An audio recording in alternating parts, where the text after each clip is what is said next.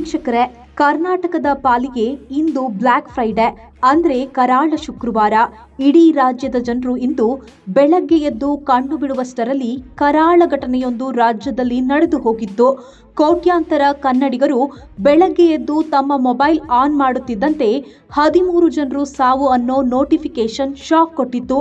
ಅರೆ, ಇದೇನಿದು?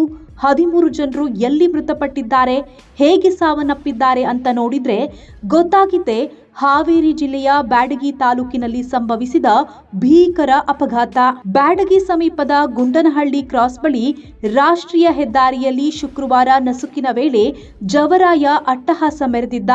ನಿಂತಿದ್ದ ಲಾರಿಗೆ ಹಿಂದಿನಿಂದ ಬಂದ ಟಿಟಿ ವಾಹನ ಡಿಕ್ಕಿ ಹೊಡೆದ ಪರಿಣಾಮ 17 ಜನರ ಪೈಕಿ 13 ಜನರು ಸ್ಥಳದಲ್ಲಿಯೇ ಪ್ರಾಣ ಬಿಟ್ಟಿದ್ರು. ಅಪಘಾತದ ರಭಸಕ್ಕೆ ಶವಗಳು ಚೆಲ್ಲಾಪಿಲ್ಲಿಯಾಗಿ ಬಿದ್ದಿದ್ವು. ಹೊಸ ಟಿಟಿ ವಾಹನ ಸಂಪೂರ್ಣ ನಜ್ಜುಗುಜ್ಜಾಗಿತ್ತು. ವಾಹನದಲ್ಲಿದ್ದ ಚಾಲಕ ಸೇರಿದಂತೆ 4 ಪುರುಷರು, 7 ಜನ ಮಹಿಳೆಯರು, 1 ಮಗು, ಅಜ್ಜಿ, ಓರ್ವ ಅಂಗವಿಕಲ ಯುವತಿ ಮೃತಪಟ್ಟಿದ್ದರು. ಈ ಘೋರ ದುರಂತಕ್ಕೆ ಪ್ರಮುಖ ಕಾರಣವೇ ನಿದ್ರೆ ಮಂಪರು. ನಿದ್ರೆ ಮಂಪರಿನಿಂದಲೇ ಇಂತಹದ್ದೊಂದು ದೊಡ್ಡ ದುರಂತವೊಂದು ಸಂಭವಿಸಿದೆ.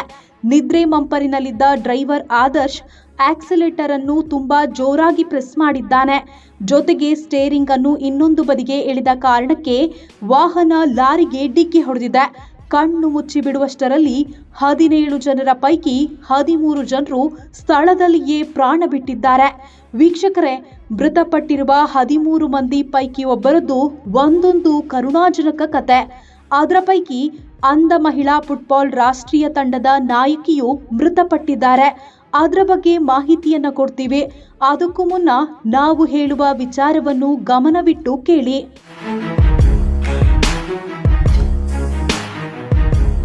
ವಾಹನ ಚಾಲಕರೇ, ಎಂದಿಗೂ ನಿದ್ರೆ ಮಂಪರಿನಲ್ಲಿ ವಾಹನಗಳನ್ನು ಚಲಾಯಿಸಲು ಹೋಗಬೇಡಿ. ಕಾರಿನಲ್ಲಿ ಪ್ರವಾಸಕ್ಕೆ ಹೋಗುವವರು, ಟಾಟಾ ವಾಹನಗಳಲ್ಲಿ ಕುಟುಂಬ ಪ್ರವಾಸಕ್ಕೆ ಹೋಗೋರು ಖಂಡಿತ ರಾತ್ರಿ ಪ್ರವಾಸವನ್ನ ಕಡಿಮೆ ಮಾಡಿ. ವಾಹನ ಚಾಲನೆ ಮಾಡುವಾಗ ಸಾಮಾನ್ಯವಾಗಿ ರಾತ್ರಿ 1 ಅಥವಾ 2 ಗಂಟೆಯವರೆಗೆ ನಿದ್ರೆ ಬರೋದಿಲ್ಲ. ಆದರೆ ಯಾವಾಗ 3 ಗಂಟೆಯಾಗುತ್ತೋ ನಿದ್ರೆ ಬರೋದಕ್ಕೆ ಶುರುವಾಗುತ್ತದೆ. ಆಗ 1 ಕಿಲೋಮೀಟರ್ ಡ್ರೈವಿಂಗ್ ಮಾಡೋದು ಕೂಡ ಕಷ್ಟವಾಗುತ್ತದೆ. ಇಂತಹ ಸಂದರ್ಭದಲ್ಲಿ ಅಪಘಾತಗಳು ಸಂಭವಿಸೋದು. ನಿಮ್ಮನ್ನು ನಂಬಿದ ಅದೆಷ್ಟೋ ಕುಟುಂಬಗಳು ಇರುತ್ತವೆ. ನಿಮ್ಮ ದುಡಿಮೆಯಿಂದ ನಿಮ್ಮ ಪತ್ನಿ ಮಕ್ಕಳು ಸಂಸಾರ ನಡೆಸ್ತಿರ್ತಾರೆ. ಹೀಗಾಗಿ ರಾತ್ರಿ ಡ್ರೈವಿಂಗ್ ವೇಳೆ ನಿದ್ರೆ ಬಂದ್ರೆ ವಾಹನಗಳನ್ನ ಸೈಡ್ಗೆ ಹಾಕಿ ಕೆಲ ಹೊತ್ತು ವಿಶ್ರಾಂತಿ ಪಡೆಯೋದು ಮುಖ್ಯ. ಇನ್ನು ಬ್ಯಾಡಗಿ ಬಳಿ ನಡೆದ ಅಪಘಾತದ ವಿಚಾರಕ್ಕೆ ಬರೋದಾದ್ರೆ, ದುರ್ಘಟನೆಗೆ ಟಿಟಿ ವಾಹನ ಚಾಲಕನ ಅಜಾರೂಕ ಚಾಲನೆಯೇ ಕಾರಣ ಎನ್ನಲಾಗುತ್ತಿದೆ. ಮೃತಪಟ್ಟಿರುವ 13 ಮಂದಿ ಮೂಲತಃ ಶಿವಮೊಗ್ಗ ಜಿಲ್ಲೆಯ ಭದ್ರಾವತಿ ತಾಲೂಕಿನ ಯಮ್ಮಿಗಟ್ಟಿ ಗ್ರಾಮದವರು. ಮೃತರಲ್ಲಿ ಟಿಟಿ ವಾಹನ ಚಾಲಕ ಆದರ್ಶ್ ಕೂಡ ಸೇರಿದ್ದಾರೆ. ಆದರ್ಶ್ ತಿಂಗಳ ಹಿಂದಷ್ಟೇ ಟಿಟಿ ವಾಹನ ಖರೀದಿ ಮಾಡಿದ್ದ. ಬೆಂಗಳೂರು ಮೂಲದವರಿಂದ ಟಿಟಿ ವಾಹನವನ್ನು ಸಂಬಂಧಿಕರ ಹೆಸರಿನಲ್ಲಿ ಖರೀದಿ ಮಾಡಿದ್ದ. ಖರೀದಿ ವೇಳೆ ಸಾರಿಗೆ ಇಲಾಖೆಯ ನಿಯಮಗಳನ್ನು ಫಾಲೋ ಮಾಡಿರೋದು ಕನ್ಫರ್ಮ್ ಆಗಿದೆ. ಇನ್ಸೂರೆನ್ಸ್, ಫಿಟ್ನೆಸ್ ಹಾಗೂ ಟ್ಯಾಕ್ಸ್ ಈ 3 ಕೂಡ ಕ್ಲಿಯರ್ ಆಗಿದೆ. ಈ ಹಿನ್ನೆಲೆಯಲ್ಲಿ ತಂದೆ ತಾಯಿ ಹಾಗೂ ಕುಟುಂಬಸ್ಥರೊಂದಿಗೆ ದೇವರ ದರ್ಶನಕ್ಕೆ ತೆರಳಿದ್ದ. ಅಂದಹಾಗೆ ಚಾಲಕ ಆದರ್ಶ್ಗೆ ಮದುವೆಯಾಗಿರಲಿಲ್ಲ. 21 ವರ್ಷದ ಆದರ್ಶ್ ಮನೆಯ ಹಿರಿಯ ಮಗನಾಗಿದ್ದ. ಮನೆ ಕಟ್ಟಿಸಿ ಮದುವೆಯಾಗಬೇಕೆಂದಿದ್ದ. ಒಂದಿಷ್ಟು ಹಣ ಸಂಪಾದಿಸಿ ಮದುವೆ ಆಗೋಣ ಅಂದುಕೊಂಡಿದ್ದ ಆದರ್ಶ್ ಭಾರದ ಲೋಕಕ್ಕೆ ಪ್ರಯಾಣ ಬೆಳೆಸಿದ್ದಾನೆ. ಆದರ್ಶ್ ತಂದೆ ನಾಗೇಶ್ ರಾವ್ ಅವರೇ ಈ ಟಿಟಿ ವಾಹನದ ಮಾಲೀಕರಾಗಿದ್ರು. ಅವರು ಕೃಷಿಕರಾಗಿದ್ರು. ತಾಯಿ ವಿಶಾಲಾಕ್ಷಿ ಆಶಾ ಕಾರ್ಯಕರ್ತೆಯಾಗಿದ್ರು. ಅವರ ಮನೆಯ ಅಷ್ಟೂ ಕುಟುಂಬಸ್ಥರು ಪ್ರವಾಸಕ್ಕೆ ತೆರಳಿದ್ದರು. ಸಾಮಾನ್ಯವಾಗಿ ಒಂದು ಹೊಸ ಬೈಕ್ ತೆಗೆದುಕೊಂಡ್ರೆ ಸಾಕು, ಕುಟುಂಬದಲ್ಲಿ ಎಲ್ಲಿಲ್ಲದ ಉತ್ಸಾಹ ಇರುತ್ತೆ. ಅಂಥದ್ರಲ್ಲಿ ಟಿಟಿ ವಾಹನ ತೆಗೆದುಕೊಂಡ ಖುಷಿಗೆ ಆದರ್ಶ್ ಇಡೀ ಕುಟುಂಬಸ್ಥರನ್ನ ಫ್ಯಾಮಿಲಿ ಟ್ರಿಪ್ಗೆ ಕರೆದುಕೊಂಡು ಹೋಗಿದ್ದ. ವಾಹನದ ಪೂಜೆಗಾಗಿ ಕುಟುಂಬದವರು ಕಲಬುರಗಿಯ ಯಲ್ಲಮ್ಮನ ದೇವಸ್ಥಾನಕ್ಕೆ ತೆರಳಿದ್ದರು. ಸೋಮವಾರ ಮಧ್ಯಾಹ್ನ 12 ಗಂಟೆ ವೇಳೆಗೆ ಕಲಬುರಗಿ ಜಿಲ್ಲೆಯ ಚಿಂಚೋಳಿಯ ಮಾಯಮ್ಮ ದೇವಸ್ಥಾನಕ್ಕೆ ಹೋಗಿದ್ದರು. ಅಲ್ಲಿ ವಾಹನ ಪೂಜೆ ಮಾಡಿಸಿ ಬಳಿಕ ಮಹಾರಾಷ್ಟ್ರ ತುಳಜಾ ಭವಾನಿ ದೇವಸ್ಥಾನಕ್ಕೆ ತೆರಳಿ ದೇವಿಯ ದರ್ಶನ ಪಡೆದಿದ್ದಾರೆ. ನಂತರ ಬೆಳಗಾವಿ ಜಿಲ್ಲೆ ಸವದತ್ತಿಗೆ ಆಗಮಿಸಿ ಇಲ್ಲಿಯ ರೇಣುಕಾ ಯಲ್ಲಮ್ಮನ ದರ್ಶನ ಪಡೆದು ಮರಳಿ ಊರಿಗೆ ಹೋಗುವಾಗ ಅಪಘಾತ ಸಂಭವಿಸಿದೆ. ಟಿಟಿ ವಾಹನದಲ್ಲಿದ್ದ 7 ಮಹಿಳೆಯರು ಸೇರಿ 13 ಜನರು ಮೃತಪಟ್ಟಿದ್ದಾರೆ. ಮೃತರನ್ನು ಪರಶುರಾಮ್, ಭಾಗ್ಯ, ನಾಗೇಶ್, ವಿಶಾಲಾಕ್ಷಿ, ಅರ್ಪಿತಾ, ಸುಭದ್ರಾಭಾಯಿ, ಪುಣ್ಯ, ಮಂಜುಳಾಭಾಯಿ, ಚಾಲಕ ಆದರ್ಶ್, ಮಾನಸ, ರೂಪಾ, ಮಂಜುಳಾ ಎಂದು ಗುರುತಿಸಲಾಗಿದೆ. 4 ಸ್ಥಿತಿ ಗಂಭೀರವಾಗಿದ್ದು ಆಸ್ಪತ್ರೆಗೆ ದಾಖಲಿಸಲಾಗಿದೆ. ಮೃತರ ಪೈಕಿ 24 ವರ್ಷದ ಯುವತಿ ಮಾನಸ ಕೂಡ ಇದ್ದು ಭಾರತ ಅಂಧರ ಫುಟ್ಬಾಲ್ ತಂಡದ ಕ್ಯಾಪ್ಟನ್ ಆಗಿದ್ದರು. ಅಂಧತ್ವಕ್ಕೆ ಸೆಡ್ಡು ಹೊಡೆದು ಎಂಎಸ್ಸಿ ಸ್ನಾತಕೋತ್ತರ ಪದವಿ ಪಡೆದಿದ್ದ ಮಾನಸ ಭಾರತ ತಂಡದ ಅಂಧರ ಫುಟ್ಬಾಲ್ ತಂಡದ ನಾಯಕಿಯಾಗಿದ್ರು. ಹುಟ್ಟುತ್ತಲೇ ಅಂಧತ್ವವನ್ನ ಹೊಂದಿದ್ದ ಮಾನಸ ಪಂಜಾಬ್ ಹಾಗೂ ದೆಹಲಿ ಕ್ರೀಡಾಕೂಟದಲ್ಲಿ ಭಾಗವಹಿಸಿ ಮನೆಯವರು ಮತ್ತು ಊರಿಗೆ ಒಳ್ಳೆಯ ಹೆಸರನ್ನ ತಂದಿದ್ದರು. ಮಾತ್ರವಲ್ಲದೆ ಕರ್ನಾಟಕದ ಅಂಧರ ಬಾಲಕಿಯರ ಕ್ರಿಕೆಟ್ ತಂಡವನ್ನ ಪ್ರತಿನಿಧಿಸಿದ್ದಳು. IAS ಆಗುವ ಕನಸು ಕಂಡಿದ್ದ ಮಾನಸ ಬೆಂಗಳೂರಿನಲ್ಲಿ ಓದುತ್ತಿದ್ದರು. ದೇವಸ್ಥಾನಕ್ಕೆ ತೆರಳಲು ಭಾನುವಾರ ಗ್ರಾಮಕ್ಕೆ ಆಗಮಿಸಿದ್ದಳು.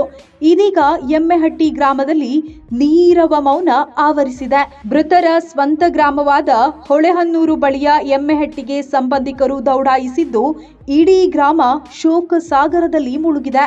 ಸಂಬಂಧಿಕರನ್ನ ನೆನೆದು ಕುಟುಂಬಸ್ಥರು ಕಣ್ಣೀರಿಡುತ್ತಿದ್ದಾರೆ. 6.5 ಲಕ್ಷ ರೂಪಾಯಿ ದುಡ್ಡನ್ನು ಕೊಟ್ಟಿದ್ದಾರೆ.